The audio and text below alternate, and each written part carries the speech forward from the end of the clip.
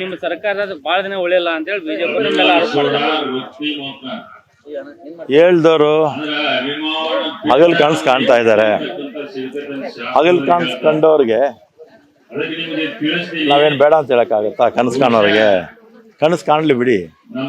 4ನೇ ತಾರೀಕು ರಿಸಲ್ಟ್ ಬರುತ್ತೆ. ನಮಗೆ ಕರ್ನಾಟಕದಲ್ಲಿ ಎಷ್ಟು ಕಾಂಗ್ರೆಸ್ಗೆ ಸ್ಥಾನ ಬರುತ್ತೆ, ಬಿಜೆಪಿಗೆ ಎಷ್ಟು ಬರುತ್ತೆ, JDSಗೆ ಎಷ್ಟು ಬರುತ್ತೆ ಎಲ್ಲ ಗೊತ್ತಾಗುತ್ತೆ.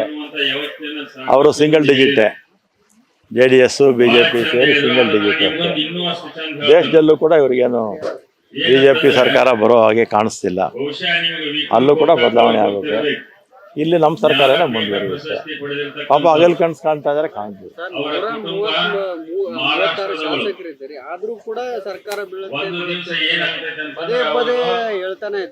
ಈಗ ನೀವು ತೋರಿಸ್ತಾ ಇರ್ತೀರಾ ಟಿವಿನಲ್ಲಿ, ಪೇಪರಲ್ಲಿ ಬರಿತಾ ಇರ್ತೀರಾ, ಅದಕ್ಕೆ ಅವ್ರು ಹೇಳ್ತಾ ಇರ್ತಾರೆ. ನೀವು ತೋರಿಸ್ಲಿಲ್ಲ ಅಂದ್ರೆ ಅವ್ರು ಹೇಳೋದೇ ಇಲ್ಲ. ನೀವು ತೋರಿಸೋದ್ರಿಂದ ಅವ್ರು ಹೇಳ್ತಾ ಇರ್ತಾರೆ. ಹೇಗ್ ಬಿದ್ದೋಗ್ಬಿಡುತ್ತೆ ಹೇಳ್ತಾರ ಅವರು. ಅವ್ರು ಹೇಳೋ ಮಾತಿಗೆ ಯಾಕೆ ಬೆಲೆ ಕೊಡ್ತೀರಾ? ಏನೂ ಆಗಲ್ಲ.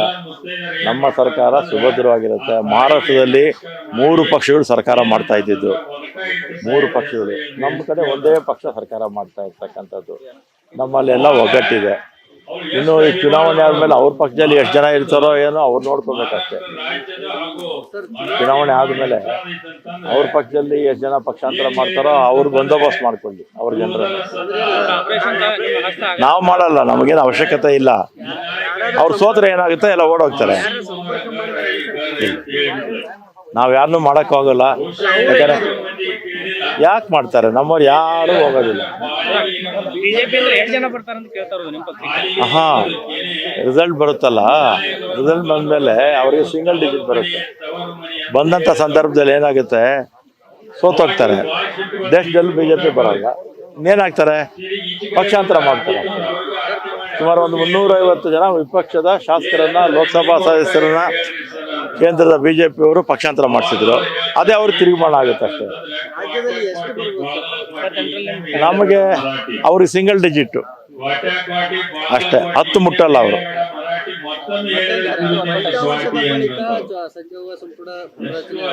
ಅದೆಲ್ಲ ಹೈಕಮಾಂಡ್ ಬಿಟ್ಟಿದ್ದು. ಅದೆಲ್ಲ ಹಿರಿಯರು ಬಿಟ್ಟಿದ್ದು. ಹಿರಿಯರಿಗೆಲ್ಲ ಹೈಕಮಾಂಡ್ ಬಿಟ್ಟಿದ್ದು. ಪ್ರತಿ ವರ್ಷವೂ ಈ ತಾಲೂಕಾ ಮಟ್ಟದ ಪ್ರಧಾನಿ ನರೇಂದ್ರ ಮೋದಿ ಅವರ ಇಂಡಿಯಾ ಮೈತ್ರಿಕೂಟ ಕಾಂಗ್ರೆಸ್ಗಿಂತ ಕೆಟ್ಟದಾಗಿದೆ ಅನ್ನೋದು. ಕಾಂಗ್ರೆಸ್ ಅನ್ನೋ ಪಕ್ಷ ದೇಶಕ್ಕೆ ಸ್ವಾತಂತ್ರ್ಯ ತಂದು ಕೊಟ್ಟಂತ ಪಕ್ಷ, ದೇಶದಿಂದ ಕಟ್ಟಿದಂತ ಪಕ್ಷ. ಬಿಜೆಪಿ ಇದೆಯಲ್ಲ, ಯಾವ ಪಕ್ಷದಿಂದ ನರೇಂದ್ರ ಮೋದಿಯವರು ಪ್ರಧಾನಮಂತ್ರಿ ಆಗಿದಾರಲ್ಲ, ಅವರ ಪಕ್ಷದ ಪೂರ್ವಜರು. ಈ ಪಕ್ಷ ಇರಲಿಲ್ಲ ಸ್ವಾತಂತ್ರ್ಯ ಬಂದಂಥ ಸಂದರ್ಭದಲ್ಲಿ. RSS, ವಿಶ್ವ ಹಿಂದೂ ಪರಿಷತ್ತು ಯಾರು ಕೂಡ ಸ್ವಾತಂತ್ರ್ಯ ಹೋರಾಟದಲ್ಲಿ ಭಾಗವಹಿಸಲಿಲ್ಲ. ನರೇಂದ್ರ ಮೋದಿಯವರಿಂದ ನಾವೇನು ಕಲಿಯೋದು ಬೇಕಾಗಿಲ್ಲ. ನರೇಂದ್ರ ಮೋದಿಯವರು ನಮ್ಮ ದೇಶವನ್ನ ಸಾಲದ ಸುಳಿಗೆ ತಳ್ಳಿದ್ದಾರೆ. 1947ರಿಂದ 2014ರವರೆಗೂ ನಮ್ಮ ದೇಶದ ಸಾಲ 54 ಲಕ್ಷ ಕೋಟಿ. ನರೇಂದ್ರ ಮೋದಿ ಅವರೊಬ್ಬರೇ 10 ವರ್ಷದಲ್ಲಿ 130 ಲಕ್ಷ ಕೋಟಿ ಸಾಲ ಮಾಡಿ ನಮ್ಮನ್ನ ಸಾಲದ ಸುಳಿಗೆ ತಳ್ಳಿದ್ದಾರೆ. ದೊಡ್ಡ ಹರಿಶ್ಚಂದ್ರ ತರ ಮಾತಾಡ್ತಾರೆ, ಏನೋ ವಿಪಕ್ಷದಲ್ಲಿರ್ತಕ್ಕಂಥ ಭ್ರಷ್ಟಾಚಾರಿಗಳು ಹಾಗೆ ಹೀಗೆ ಅಂತ. ಎಲೆಕ್ಟ್ರಲ್ ಬಾಂಡ್ಸ್ ಅಲ್ಲಿ ನಿಮ್ಮ ಪಕ್ಷ ಎಷ್ಟು ಕಲೆಕ್ಟ್ ಮಾಡಿದೆ, ಅದು CBI, ಇದು ED ಮತ್ತೆ ಇದು ಇನ್ಕಮ್ ಟ್ಯಾಕ್ಸು, ಇದನ್ನೆಲ್ಲ ಕಳಿಸಿ ಅವ್ರ ಮೇಲೆ ಕೇಸುಗಳು ಹಾಕಿ ನಿಮ್ಮ ಪಕ್ಷಕ್ಕೆ ಎಷ್ಟು ದೇಣಿಗೆ ಎಲೆಕ್ಟ್ರಲ್ ಬಾಂಡ್ಸ್ ಮುಖಾಂತರ ವಸೂಲಿ ಮಾಡಿದ್ದೀರಾ? ವಿಪಕ್ಷದಲ್ಲಿರ್ತಕ್ಕಂಥ ಯಾರು ಇವರು ಭ್ರಷ್ಟಾಚಾರಿಗಳು ಅಂತ ಇವರು ಹೇಳ್ತಾ ಇದ್ರು, ಅವ್ರನ್ನೆಲ್ಲ ಸೇರಿಸ್ಕೊಂಡ್ಬಿಟ್ರು ಅವ್ರ ಪಕ್ಷಕ್ಕೆ.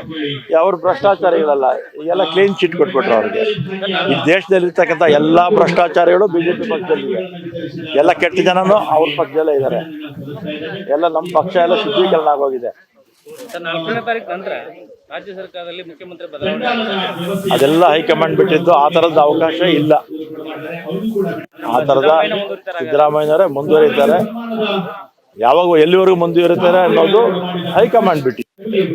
ಪ್ರಕರಣದಲ್ಲಿ ಪ್ರಜ್ವಲ್ ರೇವಣ್ಣ ರೈತರ ವಿಚಾರದಲ್ಲಿ ಆಡಳಿತ ಪಕ್ಷ ಇರ್ಬೋದು, ನಮಗೂ ನಮ್ಮ ಸರ್ಕಾರಕ್ಕೂ ನಮ್ಮ ಪಕ್ಷಕ್ಕೂ ಪೆನ್ ಡ್ರೈವ್ಗೂ ಯಾವ ಸಂಬಂಧನೂ ಇಲ್ಲ.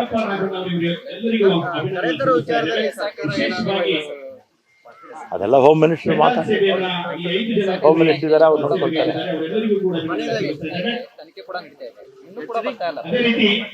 ಅದೆಲ್ಲ ಗೃಹ ಮಂತ್ರಿ ಹೇಳ್ಬೇಕು, ಹೆಚ್ಚು ಮಾಹಿತಿ ಅವ್ರ ಹತ್ರ ಇರುತ್ತೆ. ಎಲ್ಲ ಇದ್ದೇ ಇರುತ್ತೆ. ಕೇಂದ್ರ ಸರ್ಕಾರ ಕೂಡ ಕದ್ದಾಲಿಕೆ ಮಾಡ್ತಾ ಇದ್ರು ಅಂತ ನಾವೇ ಅಪಾದನೆ ಮಾಡಿದ್ವಿ ಅಲ್ವಾ. ನಮ್ಮ ಮೇಲೆ ಅವ್ರು ಹೇಳ್ತಾರೆ. ಆಮೇಲೆ ಅವ್ರ ಸರ್ಕಾರದ ಅವ್ರ ಅಧಿಕಾರದಲ್ಲಿದ್ದಾಗ ಅವ್ರ ಮೇಲೇನೂ ಅಪಾದನೆ ಬಂದಿತ್ತೋ ಇಲ್ವೋ. ಕುಮಾರಸ್ವಾಮಿ ಅವರು ಮುಖ್ಯಮಂತ್ರಿ ಹೇಳಿದಾಗ ಅವ್ರ ಮೇಲೇನೂ ಅಪಾದನೆ ಮಾಡಿದ್ರು. ಈಗ ನಮ್ಮ ಮೇಲೆ ಮಾಡ್ತಾರೆ, ನಾವು ಕೇಂದ್ರ ಸರ್ಕಾರದ ಮೇಲೆ ಮಾಡ್ತೀವಿ. ಉತ್ತರ ಕರ್ನಾಟಕಕ್ಕೂ ಹೆಚ್ಚಿನ ಪ್ರಾತಿನಿಧ್ಯ ಸಿಗಬೇಕು ಅನ್ನೋ ನಿಟ್ಟಿನಲ್ಲಿ ಸತೀಶ್ ಜಾರಕಿಹೊಳಿ ಅವರು ಹೇಳ್ತಾರೆ. ಕೊಡ್ಬೇಕು,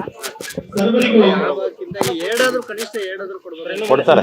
ಇನ್ನಷ್ಟು ಹೆಚ್ಚಿನ ಸುದ್ದಿಗಾಗಿ ನಮ್ಮ ನ್ಯೂಸ್ 11 ಕರ್ನಾಟಕ ಚಾನೆಲ್ಗೆ ಲೈಕ್ ಮಾಡಿ, ಶೇರ್ ಮಾಡಿ, ಸಬ್ಸ್ಕ್ರೈಬ್ ಮಾಡಿ.